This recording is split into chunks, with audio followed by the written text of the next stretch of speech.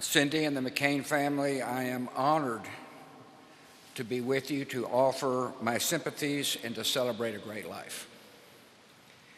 The nation joins your extraordinary family in grief and gratitude for John McCain. Some lives are so vivid, it's difficult to imagine them ended. Some voices are so vibrant and distinctive, it's hard to think of them stilled. A man who seldom rested is laid to rest, and his absence is tangible, like the silence after a mighty roar. The thing about John's life was the amazing sweep of it, from a tiny prison cell in Vietnam to the floor of the United States Senate, from troublemaking plebe to presidential candidate. Wherever John passed throughout the world, people immediately knew there was a leader in their midst. In one epic life was written the courage and greatness of our country. For John and me, there was a personal journey, our hard-fought political history. Back in the day, he could frustrate me. And I know he'd say the same thing about me. But he also made me better. In recent years, we sometimes talk of that intense period like football players remembering a big game. In the process, rivalry melted away. In the end, I got to enjoy one of life's great gifts, the friendship of John McCain, and I'll miss him. Moments before my last debate ever with Senator John Kerry in Phoenix, I was trying to gather some thoughts in the holding room. I felt a presence, opened my eyes, and 6 inches from my face was McCain, who yelled, "Relax, relax."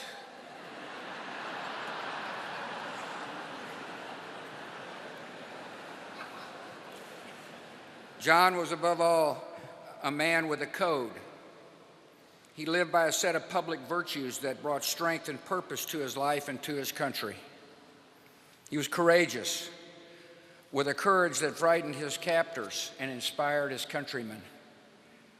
He was honest, no matter whom it offended. Presidents were not spared. He was honorable, always recognizing that his opponents were still patriots and human beings. He loved freedom with the passion of a man who knew its absence. He respected the dignity inherent in every life, a dignity that does not stop at borders and cannot be erased by dictators. Perhaps above all, John detested the abuse of power, could not abide bigots and swaggering despots. There was something deep inside him that made him stand up for the little guy, to speak for forgotten people in forgotten places. One friend from his Naval Academy days recalls how John, while a lowly plebe, reacted to seeing an upperclassman verbally abuse a steward. Against all tradition, he told the jerk to pick on someone his own size. It was a familiar refrain during 6 decades of service. Where does such strength and conviction come from? Perhaps from a family where honor was in the atmosphere, or from the firsthand experience of cruelty, which left physical reminders that lasted his whole life, or from some deep well of moral principle. Whatever the cause, it was this combination of courage and decency that defined John's calling and so closely paralleled the calling of his country.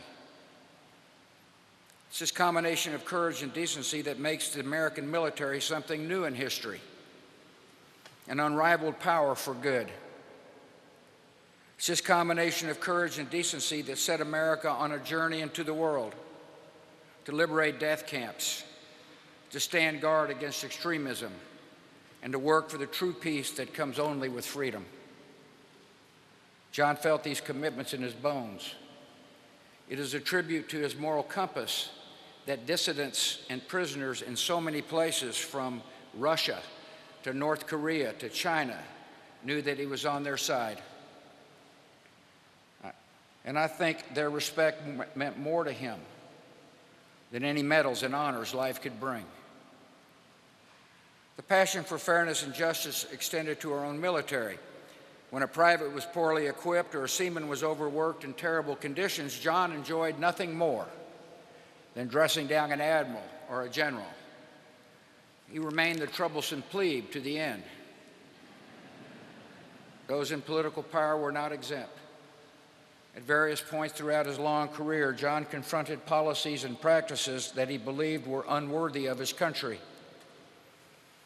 To the face of those in authority, John McCain would insist, "We are better than this. America is better than this." John, as he was the first to tell you, was not a perfect man, but he dedicated his life to national ideals that are as perfect as men and women have yet conceived. He was motivated by a vision of America carried ever forward, ever upward, on the strength of its principles.